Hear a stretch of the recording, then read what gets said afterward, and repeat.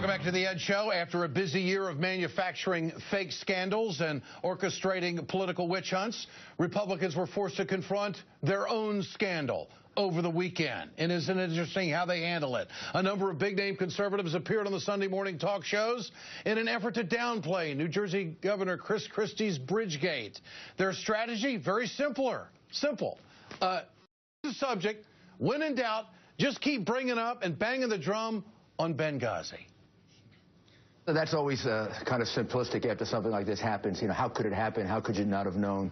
You know, how did President Obama not know about the IRS targeting right-wing groups, massive numbers of right-wing groups? And the reality is things go wrong in an administration. And frankly, you know, he was in campaign mode at the time. During campaign mode, you miss a lot of things. You're not paying as much attention.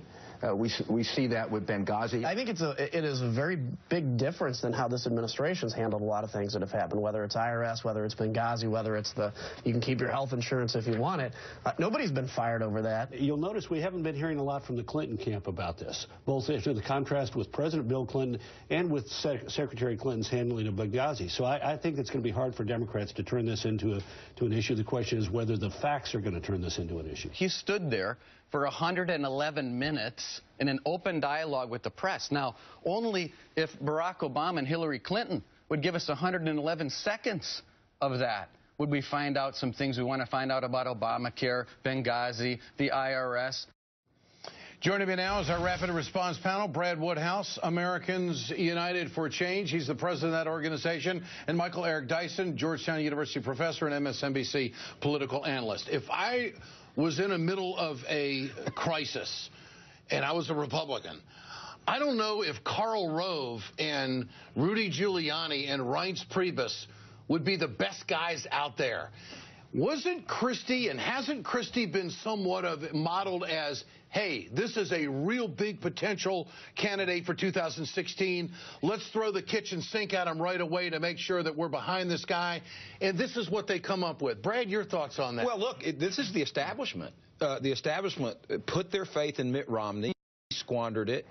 They don't believe that people like Rubio is tanked or Cruz, who is crazy. They don't believe they're going to be able to win the next presidential election, so they're shoving their chips in. Now, I think they've shoved them in right off the George Washington Bridge into the Hudson River because this is really going to have an impact on Christie getting any presidential race off the ground. But it's not surprising that it's the establishment that's coming to his aid. These three gentlemen that I just mentioned, they're not exactly known as truth seekers. Not at all. Okay? Look at the false equivalence that Priebus drew in his Sunday morning appearance between Obama and Christie. And then when directly asked by David Gregory, our colleague at Meet the Press, look, you said a culture was that Obama fostered a culture that made the IRS tolerable or permissible. Why not here?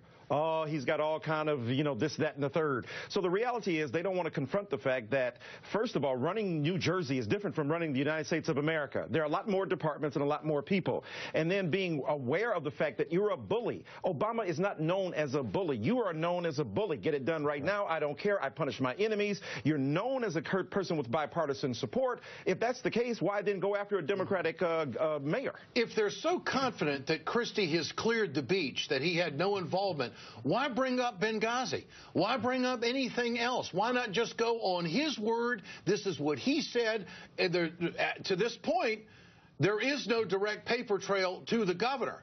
But, of course, he's crafty enough, we just don't know. Classic political tactic. They want to muddy the water. They're not sure that he didn't know. They're not sure that another shoe is not going to drop, so they want to say, well, the other side does it, which is insane. I mean, this woman that we know that directed this bridge closure was right across the hall from Chris Christie, spent the day with him that day touring the state of New Jersey. There's no correlation between this and the faux scandals that Republicans have been pushing for the past year. So maybe the Republicans don't have to defend Christie. Let him get out there on his own and take care of his own problems, and we'll let people that have nothing to lose, such as Karl Rove and Rudy Giuliani and Reince Priebus, who's supposed to do it anyway. Right. You got a bunch of people out there that have nothing to lose by this. They're riding in an interesting fashion the Christie bandwagon into 2016, because how else do they prove their relevance? Well, we are defenders. We are early defenders. And as my good colleague has said here, this is the establishment. After all, they don't want the loony Tea Party element of the government or of their party to come out. So now they've got to shore up the process here and make certain that Mr. Christie, Governor Christie, is defended. But now let's give him credit. He did come out immediately. He did fire the person. He did hold a press conference. So why not let that stand on its own? Either he told the truth, and therefore the facts will back him up, or not. But to bring in Benghazi and to bring in other things to sully the reputation of the president or to dirty the waters for a potential presidential run for Hillary Clinton is very apparent here. Brad, you've been down this road before of fundraising. Chris Christie is supposed to go to Florida within the next week to help out Rick Scott.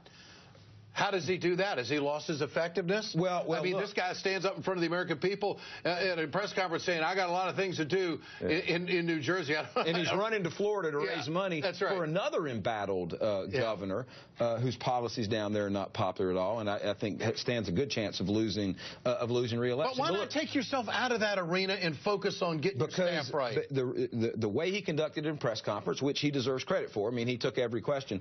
And the reason that he's continuing to do his service to the Republican governors is his eyes on 2016. It's on 2016. It's what? Florida? There's no accident that he's going to Florida. I mean, there could be an argument made that he shouldn't be appearing with Rick Scott. He's so unpopular. But he's going to Florida. It's a key state. It's a key early state in the nominating process, and it's no accident that he's going there. He's got his eyes set on 2016. Well, and you know what it's like in The Godfather, at the funeral for The Godfather, and Michael's there, and he says, I always thought it was going to be Tessio. No, Clemenza, Tessio's smart. It's a smart move. So in one sense, it's a smart move, with all due respect to those who find my comparison offensive. The reality is that this is a smart move by Christie. Keep yourself going. Keep like a running back on the 3-yard line. Keep your knees moving. Keep your legs moving, and he's got to keep in motion, Ed. I answered the questions there. Let me go somewhere else now, hoping and praying, A, that another crisis will come up, but B, that I will be involved in so many different things that will lessen the attention paid to this. And remember this, he doesn't care so much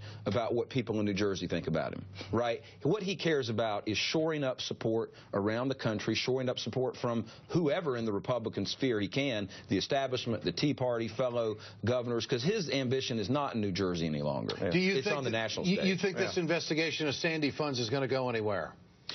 Well, you know, it remains to be seen. It's a serious charge. And look, it's a little ham-handed to throw yourself in ads funded by the government a few weeks before your re-election. Of course there's upside there. Well, huge upside there. You've got federal funds that are paying for your campaign by putting your mug on TV. But he didn't need it. As we were discussing earlier, I mean, this is someone who was cruising to re-election. It's the exact thing that brings his judgment into question. It's one thing to say, well, if I put myself in those ads, it'll help me get reelected. But you know what, guys? I'm going to get reelected anyway, and it might come back to bite me. And he didn't have to beat up. And he didn't have to beat up on the governor of, the mayor of Fort Lee. You didn't have to do all of that because you were already ahead of time, which indicates something about his political personality. I'm not suggesting it's Nixonian. I'm suggesting that it's Nixonian. Brad Woodhouse, Michael Eric Dyson. Great to have both of you with us tonight. Thanks so much. Coming up, Senator Max Baucus.